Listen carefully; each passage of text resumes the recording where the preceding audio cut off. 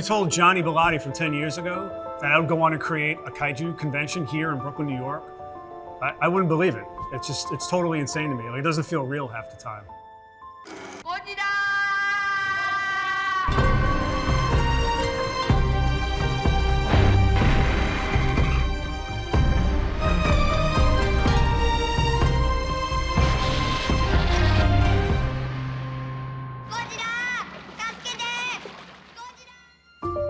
So I always wanted to be a comic book artist. And I was a kid who would just stay at home drawing all day, and I would just watch these monster movies. I remember Godzilla versus Ghidorah. Like, that was like my first Godzilla movie. And Channel 11 here in New York would do Godzilla-thons that my mom would tape for me on VHS.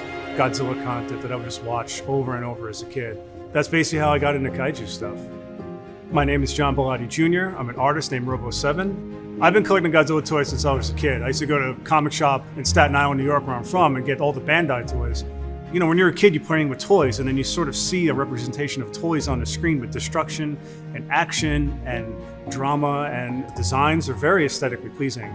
Once it gets its hooks into you, I think that's it. I've done a lot of pinup artwork for a lot of indie comic books. Been an artist my entire life. I just like to draw kaiju.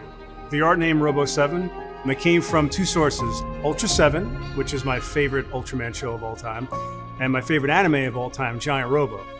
One day I was online and I saw a Godzilla poster for sale.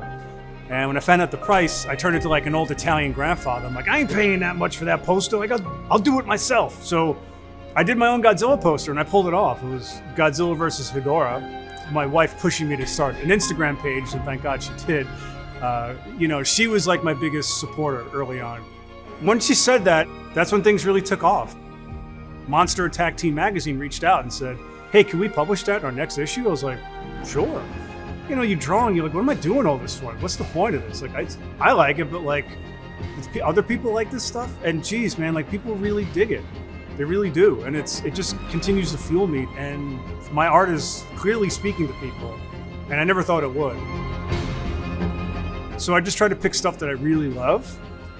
Once I make that decision, it's like, go. I start obsessive about it. Start looking up toy reference, movie stills. I compile hundreds and hundreds of photos. I do crazy compositions. Sometimes it'll take me 8 hours just to do a composition alone. And I try to get all the high points of a movie into a poster together. So back in the 90s, there was G-Con. It was a Godzilla convention. I went to Chicago, became G-Fest, which has been going out for 30 years. So me and a bunch of artist friends would always go out there. We'd do really successful with our artwork, and it was great. But we all kind of got frozen out of G-Fest, unfortunately. They basically said, you're not allowed to sell anything printed or manufactured. And then we created KAIJU Brooklyn, so here we are. It's like, there's an appetite for this here. I mean, it's New York. It's New York fucking city, you know? Like, this is media capital of the world. There's so much love for kaiju here.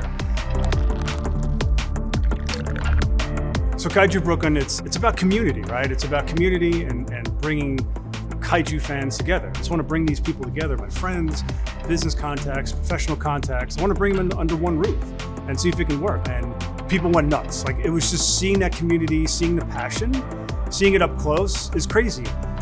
I wanted to also focus on the art. I wanted to focus on the movies and the toys. And we just wanted to give people a space to come and hang out. You know, this year proves to be the biggest year yet. So, you know, we'll see what it looks like when the dust settles. So this is Kyrogon. He is our official mascot for KAIJU Brooklyn. It was designed by an artist friend of mine named Nick Shev.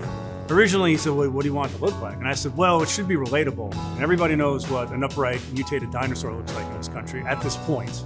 So we just wanted to keep it in that world, something that's also easy to produce. You see a little bit of Godzilla, you see a little bit of Rhedosaurus in there, spikes similar to like Gigan on them. And we just painted them the colors of KAIJU Brooklyn, which is magenta and yellow. But we have big plans for this guy. He's gonna have some friends soon, that's all I'm gonna say. You know, growing up, the community was non-existent. Like, we all probably passed each other, like in some stores in Chinatown and Manhattan. And, you know, I'm part of the community. Some people contribute with their toy collecting. Some people contribute with photography or writing, with creating a convention. It's been amazing. I've met so many new friends. I created KAIJU Brooklyn. I got the license to make an Ultraman shirt. I'm making an Ultraman toy with Cyber Toys. To create KAIJU Brooklyn out of this is like, it's been unbelievable. As long as you create, you're an artist. You're creating something. Always strive to be original. Always strive to have your own style. But you never know what's going to come of it. You never know what's going to come out of creating artwork. Whatever you do is going to take you to places you never expected. And it's going to be 10 times more amazing than when you started the journey. Like, I guarantee that. But just keep creating, stay positive, and just always strive to get better.